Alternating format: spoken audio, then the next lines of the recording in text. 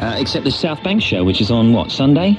Yeah, Sunday night. I don't know what time. Late, evening-ish. Do you reveal yourself in this South Bank thing? Well, the interview was done naked, yes, actually. How lovely. You'll notice it's only head and shoulders. I'm actually wearing a jacket, but actually, in reality, I was completely naked. Lovely, George. Well, there's a few things that I'd like to ask you about. Firstly, the stuff in the paper this very day. The first thing is that you're going on tour. Is this true or untrue? Was that in the paper today? Today, this very day, yeah. No, I'm not actually. You're not? No, I will be playing. I'll be playing here, but it's not a tour as such. Right. At the moment, I'm not sure it'll be. It may be the Albert Hall. I'm not sure. I'm doing a gig, maybe a couple here. It's benefit thing, just charity. So it's partly true, really. Well, yeah, I'm playing live, but there's no tour as such, not for the moment. Right. The other thing that they said is that you're never ever going to appear on television ever again. Well, I mean, I'm not going to do Frank Sinatra on everybody and he'll be back, There is no... I mean, I think for the foreseeable future, I don't think I'm going to be doing TV. I mean, if life goes as planned.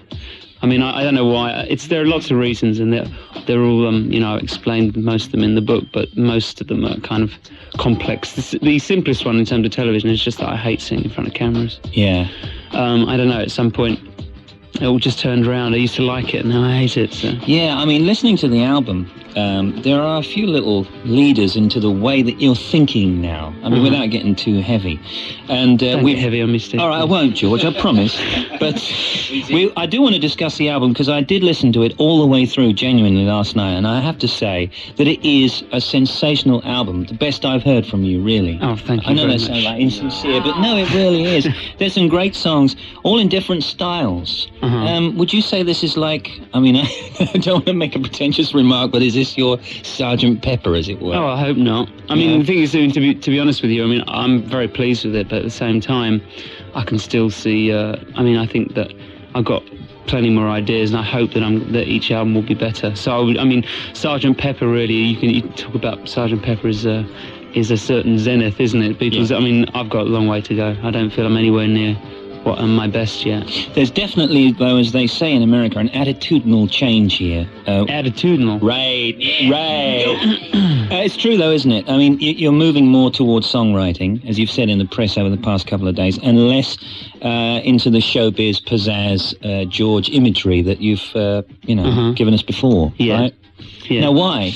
Why? Because being a star is nice, isn't it? I mean... it's nice. The adulation, people coming up on the street. I mean, we were out with you this morning and George! I mean, that's lovely. Yeah, it's great, yeah. For a couple of weeks, it's a good laugh. No, I mean, I just think, I think I've changed, I suppose. People change, don't they? I mean, I'm like 27 years old, and I used to really enjoy it. There were, you could have stuck me in front of a camera or in front of people screaming 24 hours a day when I was younger. I would have loved it, but I think I've changed a bit. Right. All right, well, we're going to come back and talk some more, and we're going to play some tracks from the album. In fact, I'll tell you what, I'll let you choose the first track. Let's have a bit of an up track from the new album. The album is called Listen Without Prejudice, George Michael's fresh album. We have it on CD. Do you want to introduce this track? Which track is it? Tell me and I'll introduce you. You choose. All right, then we'll go for Freedom. Okay, Freedom, George Michael. Freedom 90 from George Michael's new album. George Michael is here with us. Right, I'll tell you what I want to do. I want to go round the posse here. Diane, say hello to Diane over there. Hello, Diane, how you doing? You want to ask George a question? Yeah, you say that, your attitude's changed. Do you think you found fame maybe a little bit too early? I don't know if it was too early. I mean, I can't say it was too early because it's left me where I am now, and I'm very happy where I am now. But it is a bit strange. I mean, I was in school, and then I left school, and within about 9 months I was reasonably famous, and so it's kind of weird. I didn't really have a period in between to kind of work out what I wanted to do or what kind of pop star I wanted to be. It was all kind of had to learn very quickly, I suppose. The imagery that you were projecting in the Wham days was very much like the kind of, I don't know, how would you describe it? Kind of... Bad boy. Yeah, bad boy image. By Caferi, I heard. I didn't hear that. Is that right? It's one of my favourites. Were you very, very unhappy with that image? I mean, that wasn't you at all, obviously. Well, I don't know. I mean, I think that, to be honest, I mean, I was still kind of... I mean, within, like, 2 years previous to that, I'd been, like, a soul boy. Soul boy, a mod, a new romantic. I was still a kid, really. Yeah. So, I mean, it was just another...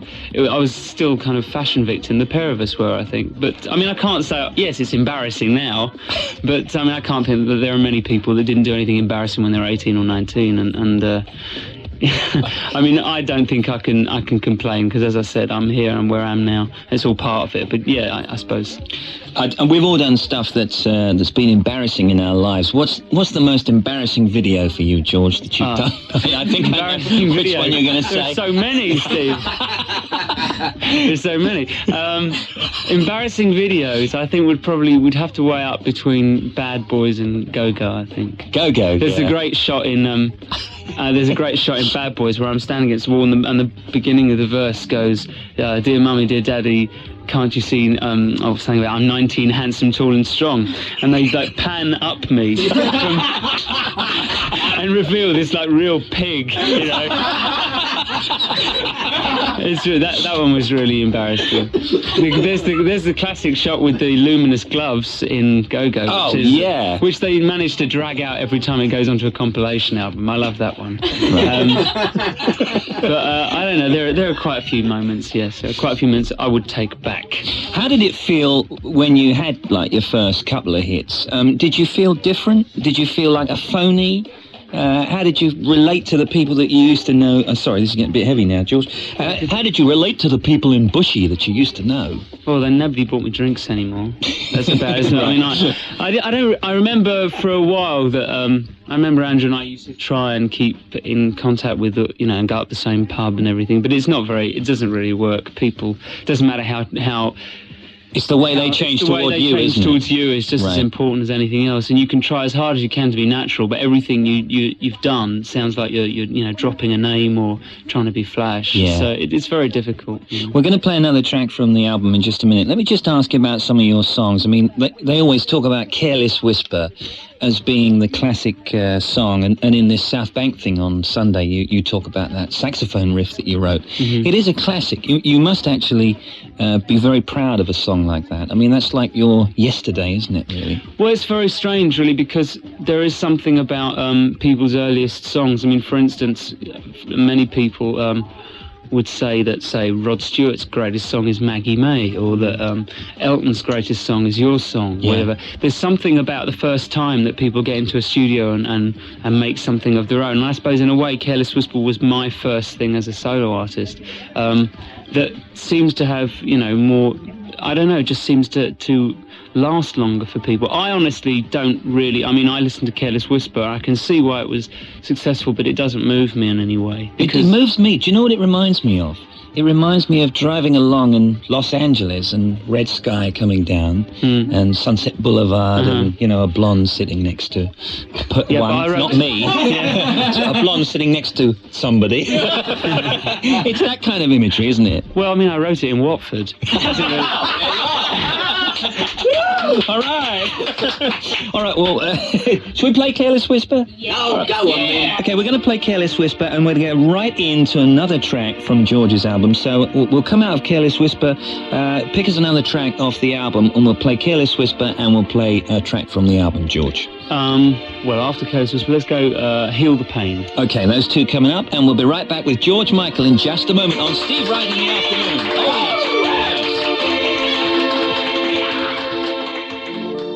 George Michael is here. How long, George, did it take you to put together this album? A year. It took about a year. Really? I started July '89, so it's the best part of a year. You've actually put the month that they were recorded or written? Well, the months that they were written, really, because it starts off at the end of the tour in '88. I wrote the first track, well, not the first track on the album, but that was the first song that I wrote. I just thought it was interesting for people to see how, when they were written chronologically, really. Mm.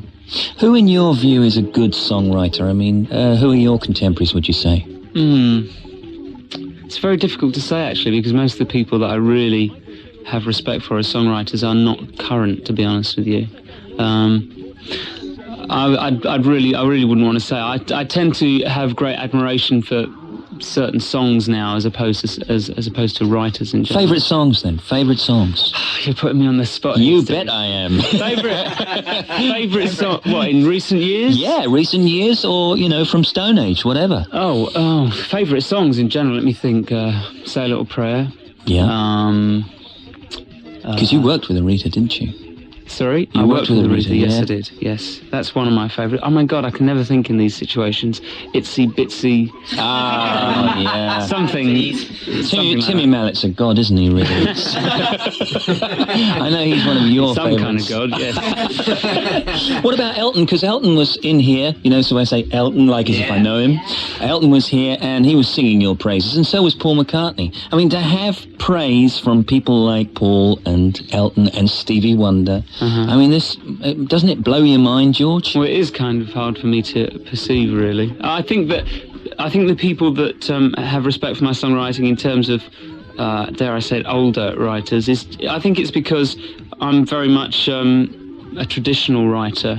I think so much of the music that's going on at the moment is relevant and very contemporary, but won't really stand up out of context, Right. And I think I've always written not really particularly for the period that I was in. It was always just a matter of writing songs with real structures and melody. Those type of traditional songwriting values are really what I'm into. So I think people recognise that, How do you rate people like Prince? I think Prince is absolutely, he's... there's no one can come near him as a musician, as a maker of records. I think he's made some of the best records of the last 10 years. In terms of songs, I don't know how many of his songs I would actually take, again, out of context and out of those records. Out of the era. But some of them are absolutely brilliant. I mean, When Doves Cry is a brilliant song. Kiss is a brilliant song. Some of them are just really simple, fantastic pop songs. All right, well, I tell you what, we're going to play another track from the album. I tell you what, let's do the my favourite track. This is a really moving track. And tell us... Morbid. Well, I don't know. Not morbid. No, I don't think so. Tell us a little bit about it and what it's about. Mother's Pride. Absolutely. Mother's Pride. Well, it's actually a song it's really about women's influence on men in terms of, war is always blamed on men, and I think that war is, I think it's a very instinctive thing. I think there's no way we can say it won't go on and on. It's just part of man, I think, war. But is it about the futility of war?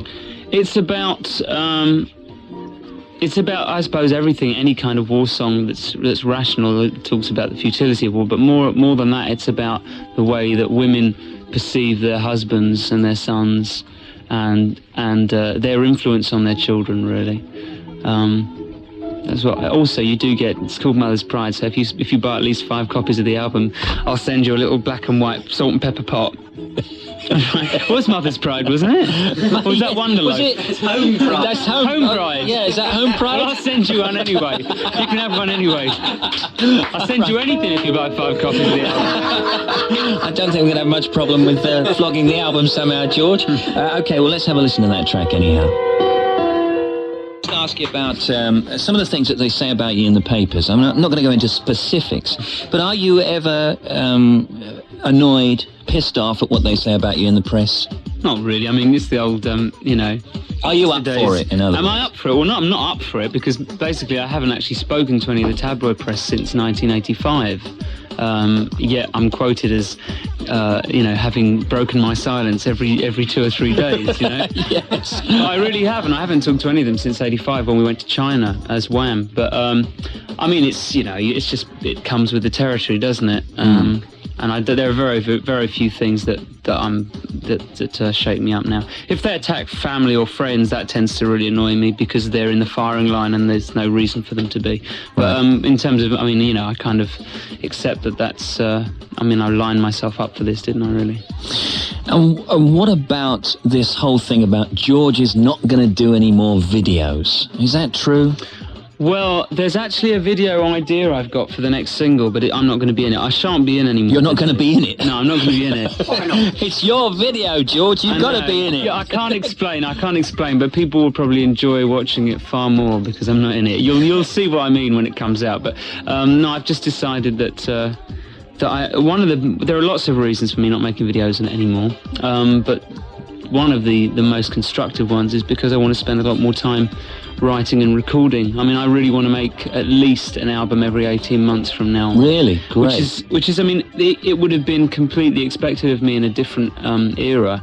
But I think having been one of the people that's benefited the most from video, one of the things that 80s bands have lost because of video, I think, is just the need to make music, because you can make an album and release singles from it and promote them for the best part of 2.5 years now. Yeah. And I think it's a shame, because when I was a kid, you know, when I had my favourite artists, I expected an album a year, and I got an album of, I had some kind of musical nourishment once a year from them, and now kids have to wait 2 or 3 years. Don't you think that? Yeah, but don't you think that part of rock stars or pop stars' appeal is that people like to feel that they know you a bit.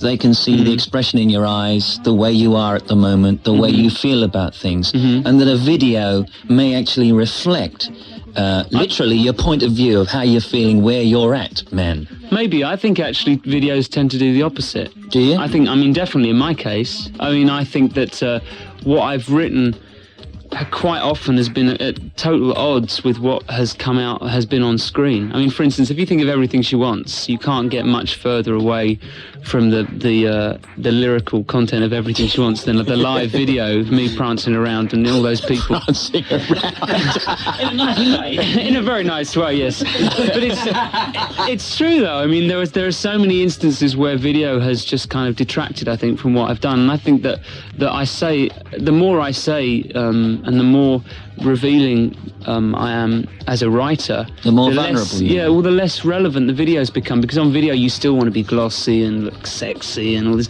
and it's just too much of a contradiction for me. You know, I'm really not prepared to go out and stand in front of the camera just having fallen out of bed and say, this is me, this is how I look in the morning, you know. Yeah. But that's what Geldof does. Yeah, that's true. That's true. He wouldn't like that. He wouldn't like that.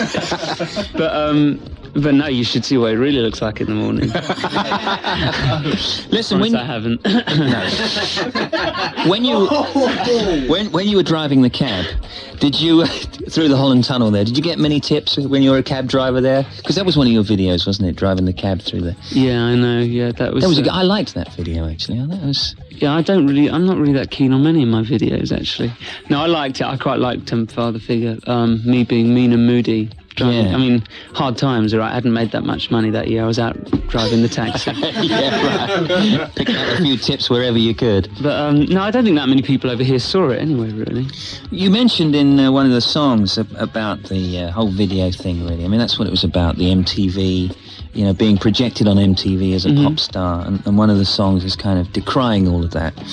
What are you going to do if, in, say, 3 years' time, you're nobody's buying my records? Well, no, I mean, okay, all right, yeah. If say, nobody's buying your records, I mean, yeah, right. I think ultimately, I don't think that's going to be the case. I think it's very possible that, I mean, I'm not stupid. I realise what a large part of selling yourself making videos is, and I realise that the chances are I'm not going to sell as many records, but to be honest with you, it's not as important to me as it was. It's important that I sell records, it's important that people are still listening to what I'm doing, but I think having proved I could get to a certain point,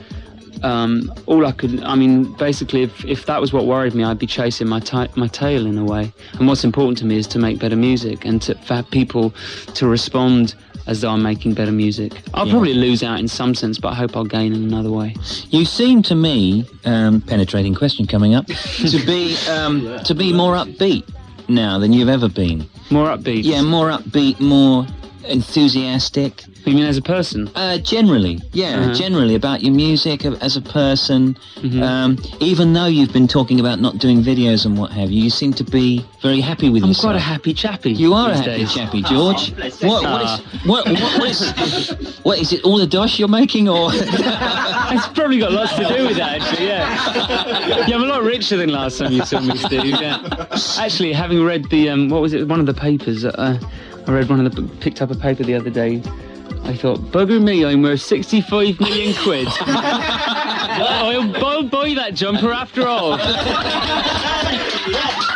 So if you see George in Topshop on the way home, you'll know he's going to spend.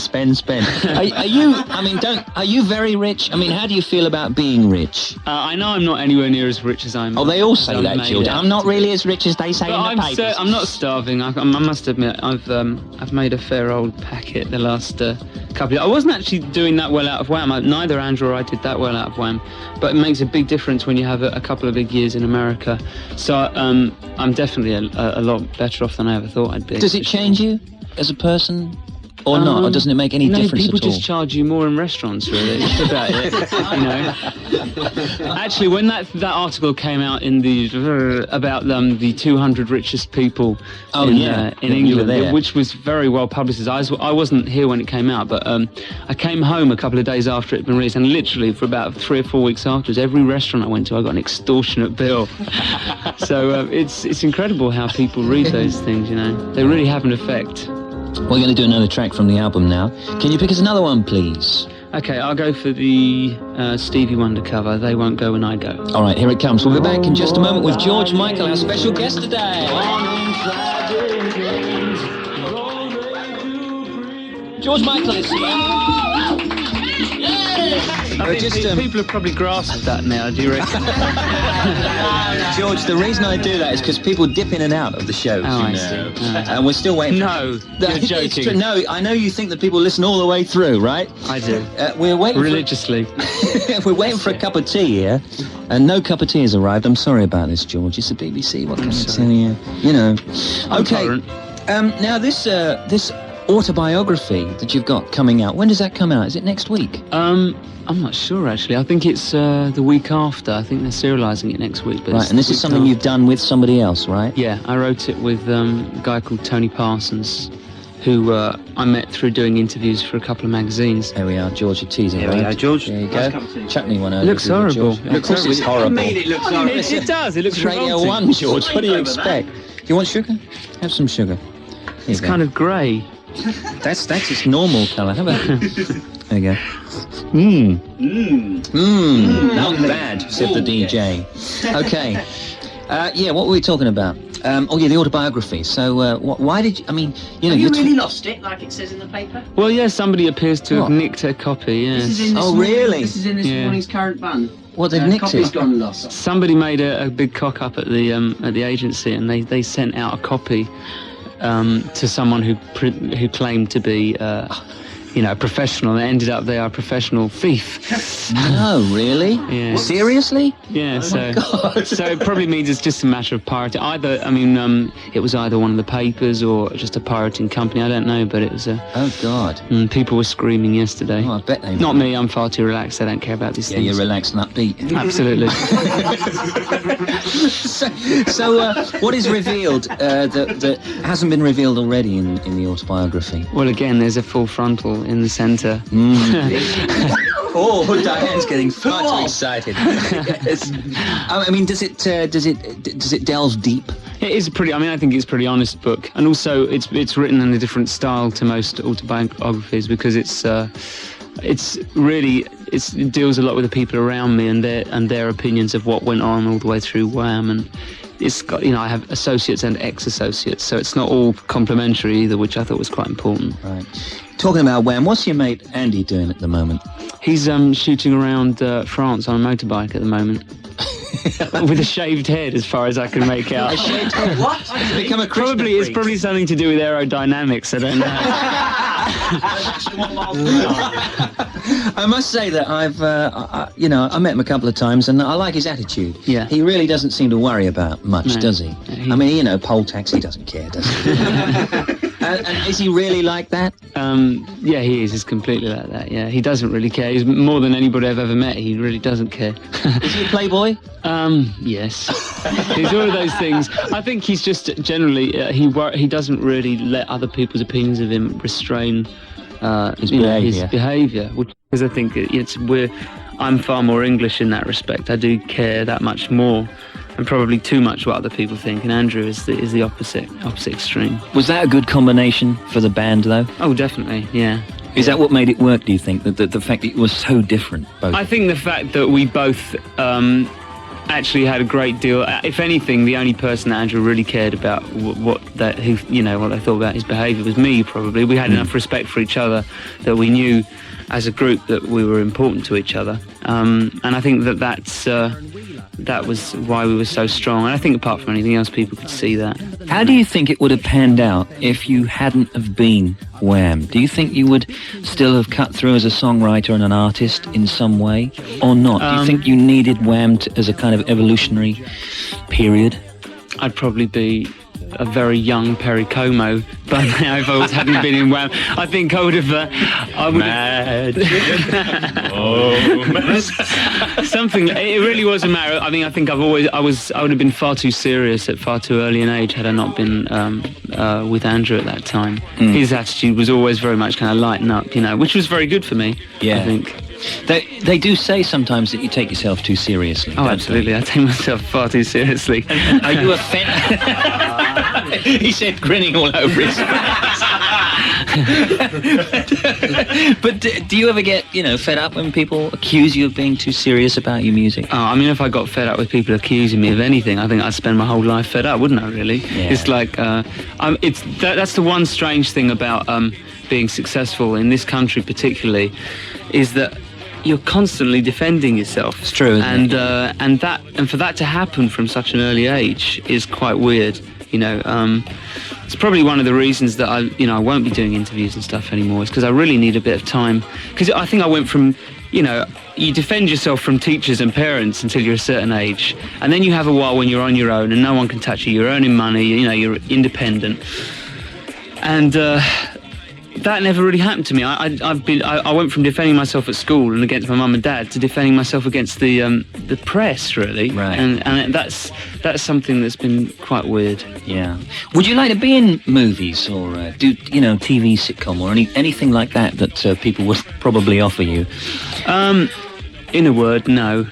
What about music for movies? I'd like to do music for movies. I'd like to do maybe something towards soundtracks and stuff. Yeah, I'm not really a great fan of soundtracks that are pulled together with lots of different artists. I like soundtracks where you'll have an artist that maybe writes 2 or 3 major songs and then the rest of it is kind of themes built around that, Yeah. But I'd like to do something for film. Who are your favourite bands at the moment? I mean, I know you spend a lot of time in America, even though you live here. Who do you like to listen to? Do you like to listen to people that are similar in style to you, or way? Who would they be? Well, Steve? God, I don't know, George. There is nobody like you. Oh, absolutely. That's what I was looking for. That's the line I was looking for. It's unique. A lot of people. Funnily enough, I was thinking the other day. You often hear records, don't you? And there's what's that record that sounded exactly like you about 6 weeks ago? And I said, that's George. And he said, no, it's not George. Because you've done a few secret records, haven't you, without telling us as well? Have I? Yes, you have. Have I? They're very secret, aren't they? I haven't got a clue what you're talking about. Jive Talking. Oh, yes, that's the one. No, Jive Bunny. That was the one.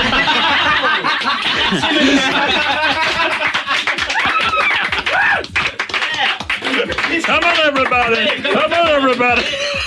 There's a Greek one coming out next. Greek Jive Bunny.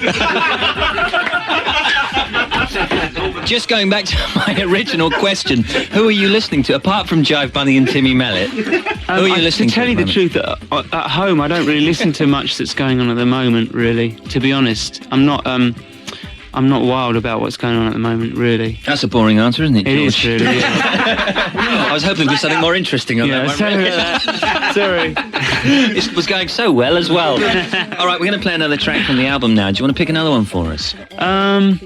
What about Soul Free? Okay, now this is in a sense, you're kind of bit of soul to soul here, really, isn't it? A bit of kind of that influence. Right? Yeah, I suppose in terms of the dance music that's been about the last couple of years, I would say obviously they're the leaders. They're the only group that have really got a very, very distinctive sound, Jazzy B.R. Reid is going to be producing the next Michael Jackson album. I don't think anyone's confirming that, really. I don't know if that's true. I don't think that would be very clever on either side, to tell you the truth. Don't you?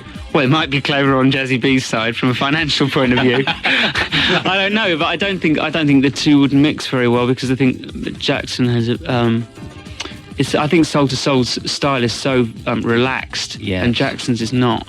to try and... too sophisticated, really. Well, I don't even know it's that. It's just Jackson's is much more intense, and I don't know that, and it's much more kind of. I don't know. I just can't see it myself. Right. Okay. Well, let's play this. Interviews in the States, no TV interviews. You know, I mean, we love you more than we love our own parents. Okay. Now, anybody else want to ask a question here, Rich? Yeah, I've got a couple. Do you want the silly one or the serious one? I'll go for the silly one, I think. Have you seen a programme called Stars in Your Eyes? Yes, I have. I thought he was pretty good, actually. What do you feel about people? Because all over the place, people are doing you in talent shows and that guy on television. How do you feel? Does it spook you or? It is a bit weird. I've got a great story though about this because there's a guy what's his name again? John somebody. There's a guy that's really good lookalike. He's a bit freaky to look at. Really, he's like me, a bit fatter maybe, but he's like me, a lot fatter. Yeah, but he went to Greece and he actually was he played at some venue there. And they didn't say it was a lookalike. They said it was me. So they had people, they had radio stations there, they had the TV people, kids outside this hotel. And what happened was my auntie went down there, right, thinking I was in my aunt. That's why she called my dad and she said, how come George is not here? He's not coming to see me. And my dad said, what are you talking about? And she said, well, how come he's not here? How come he's not here? You know, if he's in Greece, why is he not coming to see me? He said, he's not in Greece, he's in the living room, he's sitting next to me. And so she went down, she was like completely furious. So she went down to the hotel with her lawyer and demanded to see the manager, because this guy had a manager as well, demanded to see him, and they were forced to go on national radio and admit that it was a hoax. Good, great story. But it's a good story though. Yeah. God, how about that? Another one, Rich? Yeah, this is a bit more serious. If anyone could cover Faith, who would you want to cover Faith?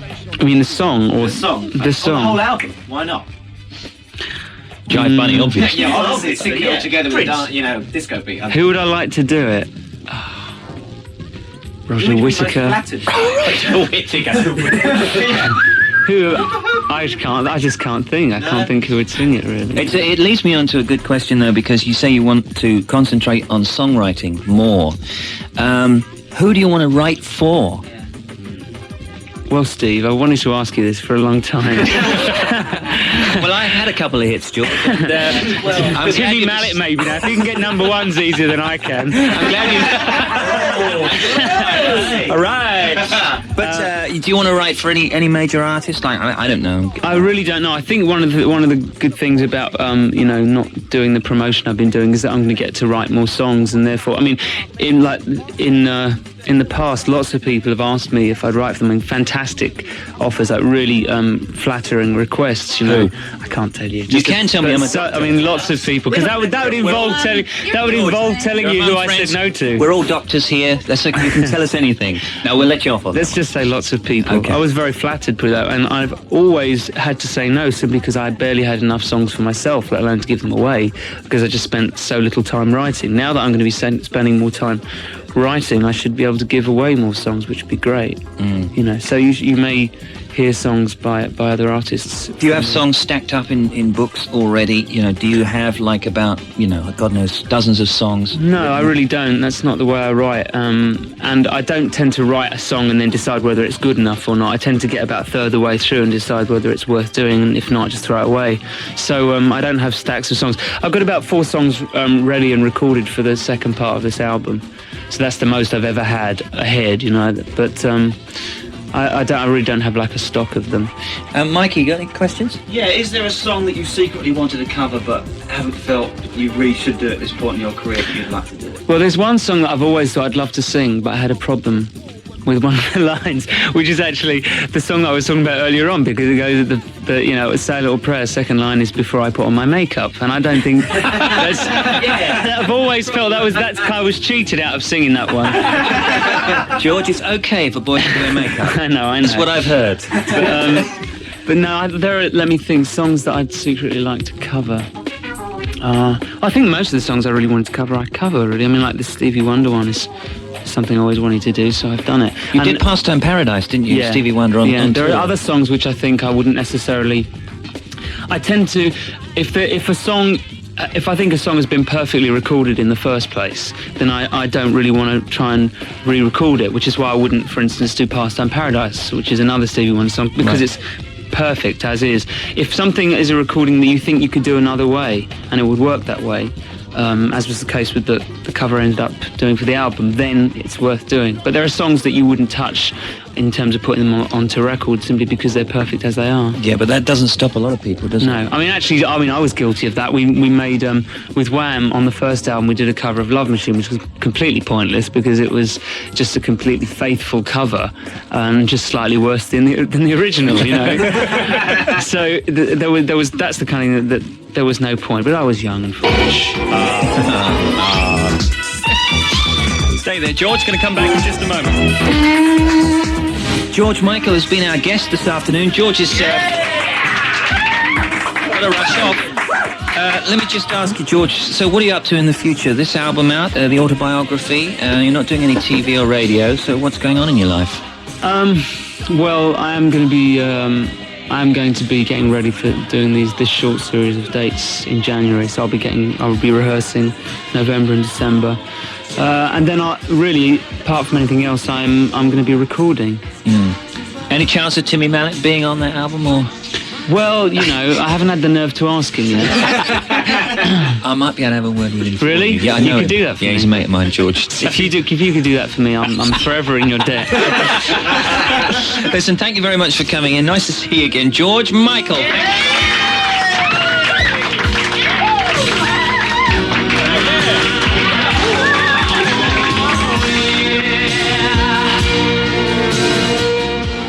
Almost it. The posse are still here. What a good afternoon. So we're still here. What did you make of George then, Diane? I thought he was fantastic. Wasn't I he was lucid? completely knocked out by him. Yeah, me he's too. so appealing as well. And he's so articulate, but enthusiastic, and what a good laugh he was. He was one of the boys.